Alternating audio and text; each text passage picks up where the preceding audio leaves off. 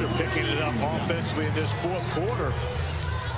Much more aggressive than what we saw from him early in the game. He's got 8 in the quarter. Coward trying to answer, and does. And Coward talking on the way back down the floor. I don't believe he was talking to Will Richard. I think he was talking more to himself on that possession. Open for interpretation. Oh, Smith again. Now that should have been Yaxel Lindenborg's fifth foul. He got away with one on that possession.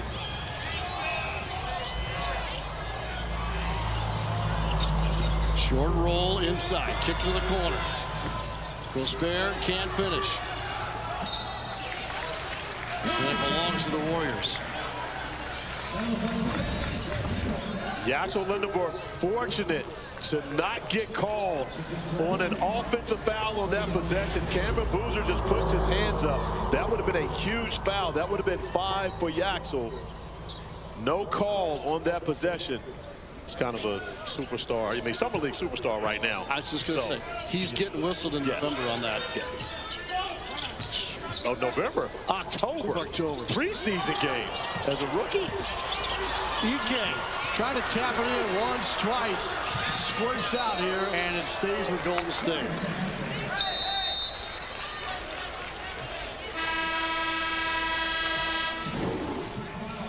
So what I love about that, not only Cedric Howard taking accountability for recognizing he needs to move the ball faster, but also him not looking at Will Richard while he's talking to him. That's a vet move right there. If he looks in the direction, he could get called for a technical foul. But looking straight ahead and talking to Will Richard, which I didn't think he was, that allows it to keep playing on.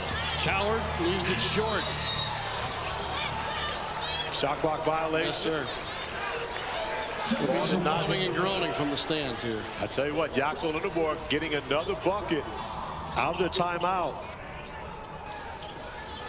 So the two rookies picking up their action in this game, and of course the conversation as well. On 2:15 to go. Each team has 2 timeouts remaining here in the championship. And foul in the low post. So what you're seeing now from the Grizzlies is what I believe we'll see some of during the regular season. Zach Edey here watching the Memphis Grizzlies Summer League team will be their starting center, of course. But as they get to late games, I think you'll see a lot of this with Cameron Boozer playing that small ball 5 position. Now guarding Graham Ike. Boozer versatile enough to be able to guard multiple positions, even the 5. Lindenborg for 3. Down. The lead belongs to the Warriors. Their first since it was 57-56. 7-0 run. Under 2 minutes remaining. Foul to give on each side. Small up over the big. Wouldn't fall through. And Lindenborg with a huge rebound.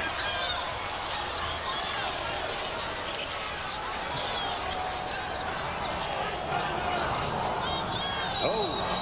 Ike got shoved into the defender. That's a dangerous play there. And Small has no idea that he's going to get hit by Ike. You're expecting a screen, but never at your legs. I said shove. That might be too physical on the description. So are you trying to say that Ike may have played that one up a little bit? Remember we said that word kinda earlier? Oh, kinda. Kinda.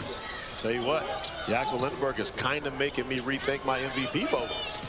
I may have time to change it. That was the foul to give, by the way. Mid-range, down for Lindenborg. Let me change that right now. Timeout in Memphis, 91-87.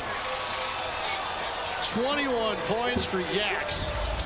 9 of 18 from the floor, Corey Alexander. And he scored the last 7 for the Warriors. Yaxel Lindenborg getting 7. Warriors on top by 4, outscoring Memphis in the quarter 25-11. It's Golden State's largest lead of the game, and it's coming a good time. 90 seconds to go.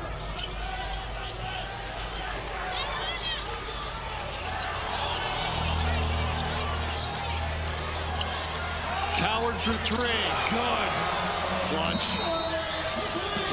timeout, Warriors. 1-point affair with 1:19 to play. Can't forget about that guy. Cedric Coward has made big shots throughout this game, and he's truly a summer league vet, playing like it down the stretch.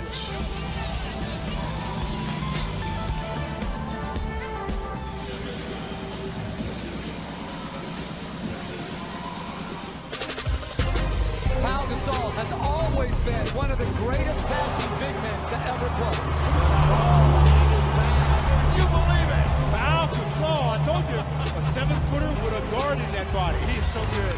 He is so patient, so skilled. What a no-look pass right there by Pau Gasol. Gasol, the tip pass. A highlight reel assist from Gasol, who has 6 already. There's a reason why he's considered one of the better passing big men to play this game. Talk about a skilled big man. Pau Gasol is a great player. One of the best, most skilled players at the big man position. He's an unbelievably skilled, one of the best skilled big men we've seen in this game.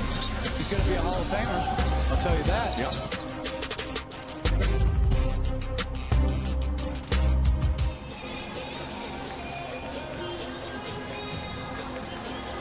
Center coming up. Full recap of a big-time day in sports today. A lot was on the line. Major League Baseball, the WNBA, the Open Championship.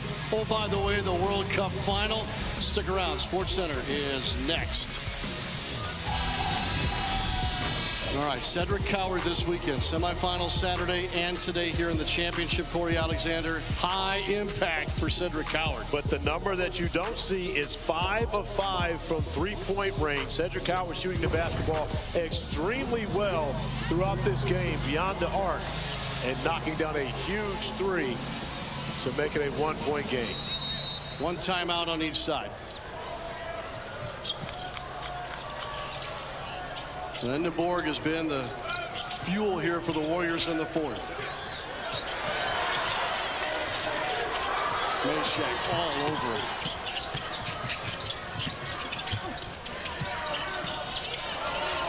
Cryer with 5 to shoot. Ike wrestled off Boozer and committed a foul. That'll be a big turnover here for the Warriors. Offensive foul on Ike there. Officials are saying that he hooks the arm, and you see it. Great call by our officiating crew. Nate Searley right on top of that one. So now Memphis a chance to take the lead here. Under a minute to go.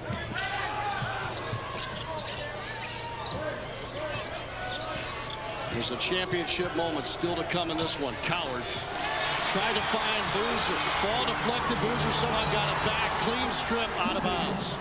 And both teams still have a challenge remaining. Golden State looking to the bench, and the great job by the coaching staff. Send a substitute to the scorer's table to give their back bench enough time to be able to look at the play and see if they want a challenge. Oh, they got a delay of game.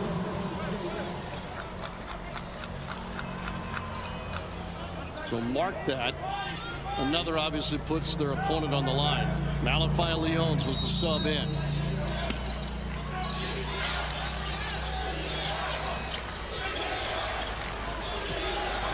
White hands to Boozer against Lindenborg. Takes him to the hole. In and out. Rebound Lindenborg. And you have time to play it out. No need to foul. Boozer swiped it. There's a whistle. It's because I think a timeout was indicated. Yes.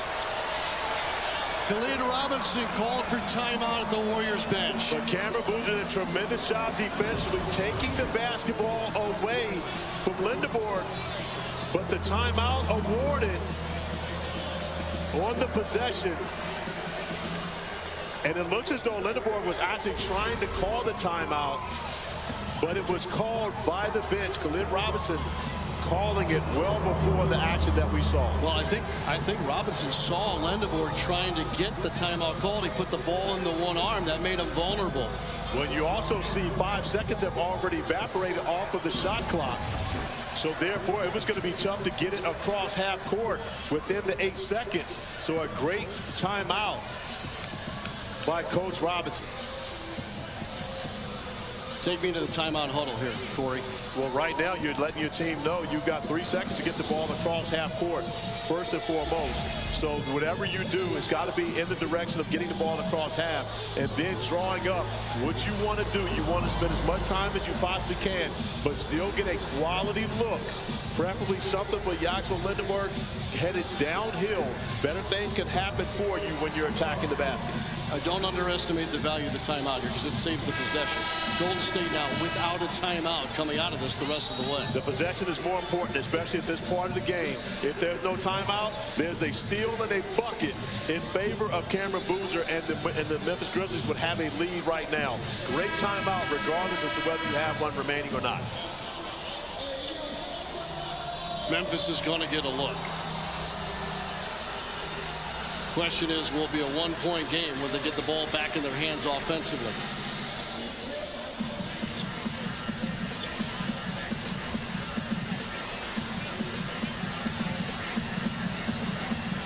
Pretty good one in Cryer out here to help with ball security, that's for sure. Into Smith, back to Lindenberg. Shoves it ahead. There it is. Great job getting it across before the 8-second violation. Now Cryer in a crowd. Leaping rebound. Memphis shot clock is start. But they're going to play it. Boozer for 3 up top in the lead. No good. Lindenberg. Rebound. Somehow kept it in play. And Memphis is forced to foul with 8.6 seconds remaining. Memphis decided to play it. Didn't call the timeout. Got a great look. Coward to Boozer at the top of the key. Cameron Boozer unable to get it to go. Jaxel Lindenberg coming up with a huge rebound. But still, even with 2 made free throws, as we go back to normal free throw shooting under 2 minutes, it's still a 1-possession game, and the Grizzlies have a timeout to be able to call and advance the basketball. Warriors have a foul to give as well down the stretch here.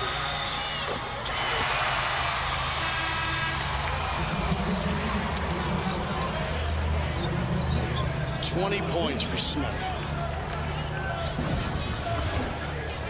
Jaxel Lindenberg coming up with that defensive rebound, but looking to see how close he was to having his foot on the line and being out of bounds. Great job by our crew. Pair of free throws knocked down by Smith. So the timeout now advances the ball past half court. Memphis down 3. We talked Warriors huddle last time out. Let's get into the Grizzlies conversation here. Well, before we go to Grizzlies, you mentioned it, about and how to go about taking that foul to give to take away some of the time, the 8.6 seconds from the Grizzlies. The Grizzlies want to get the basketball, in my opinion, into the hands of Small. Allow Small to be the guy that's in attack and see if he can find Coward or Boozer on the perimeter for 3. Boozer got a clean look on that last offensive trip. I mean, it's a whisker away from the lead. Yeah, Boozer's taken the last 3 shots in this game for the Memphis Grizzlies. He's missed all 3. But if you're Eric Smith, if you're the Grizzlies organization, these are the type of moments you want your rookie to experience in Summer League. Therefore, he becomes more comfortable. And there's never been a position where Cameron Boozer hasn't been the man. So he's used to it, and he'll take accountability for it. And if he gets an opportunity for a 4th straight possession, he will absolutely look to let it fly. All eyes on the trigger man coming out of the timeout. That'll be the most important guy here in just a moment. 8.6 seconds away. We got the championship game that we all not only hope for, but expected tonight between these 2 teams in Summer League play. Small brings Memphis out of the huddle. Hendricks, Boozer, Coward, and then the trigger man, Olivier Maxence Prosper in the left front court. And the length of Lindenberg in front of him. Oh, overshot Boozer trying to cross the floor.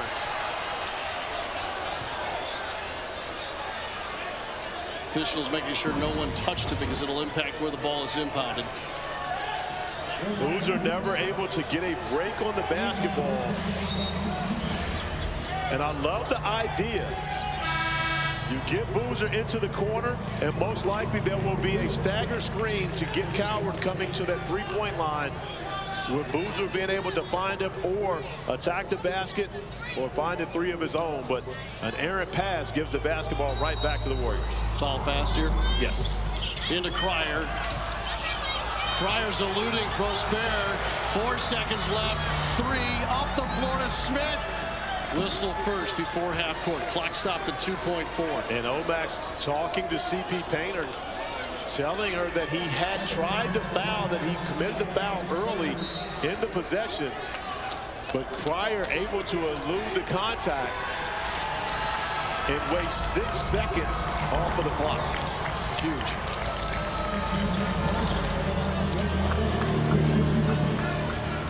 And LJ Cryer at the line for the first time tonight. No timeouts on either side.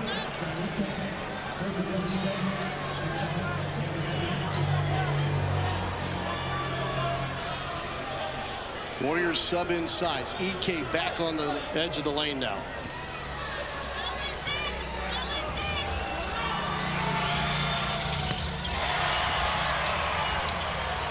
In the small half-court heave here at the Horn.